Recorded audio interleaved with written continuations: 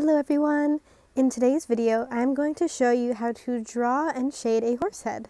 First, sketch a large circle in the middle of your paper and then draw a second but smaller one diagonally down, and then you connect the two on each side.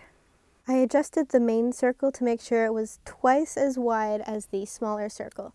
Then I added two rough ovals where the ears are going to be and made two arcs for the neck, and added a line for the shoulder as well. And then next I went back and started putting details into the shape of the head. For example, having the jaw curved more, as well as having that inward convex slope to where the nostril is going to be. After putting it in, then I went and refined the shape of the ears, added the little triangle at the very top that gives it that pointed look, and then I started sketching out where the eye would be. First I did a rough circle, and then I started drawing the line of the eyelid as well as the little brow that extends out beyond it. Then I began adding details such as muscle and jaw lines, the brow line, as well as veins and areas of shadow that I could see on the face from the reference picture that I was looking at.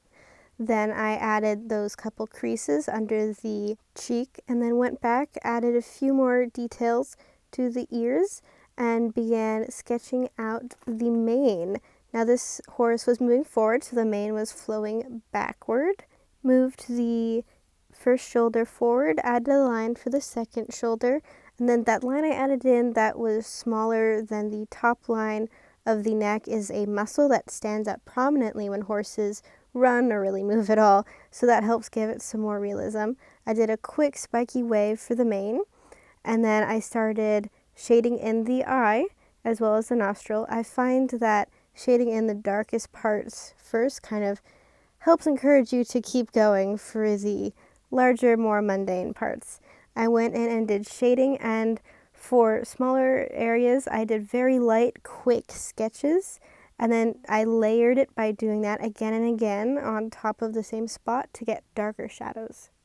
Now for any realistic or semi-realistic piece of artwork, it's very important to have light, medium, and dark tones. This will really make your picture look more 3D and much more realistic.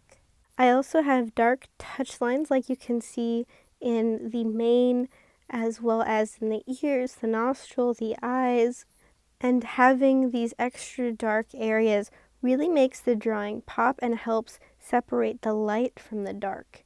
As you can see, I'm also doing lots of shading on the neck to really bring out the muscles. And for these shadows and light areas, I'm not just pulling this straight out of my imagination. I am looking at a reference picture, so that is how I figure out where to put the light and where to put these shadows. And even though it does take longer, I still go back and darken up the lines that I had previously set out to make the drawing pop just that much more. It is also very important to sketch in the direction that the hair is going.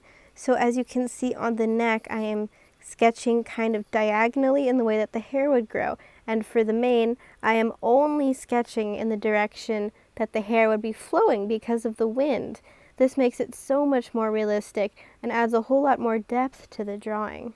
And there I go again, continuously adding even more shading on top of what I'd already done to really darken up those shadows. You can achieve that effect a lot faster if you use charcoal instead of graphite, but here I am just using a regular mechanical pencil because it's quite a lot less messy.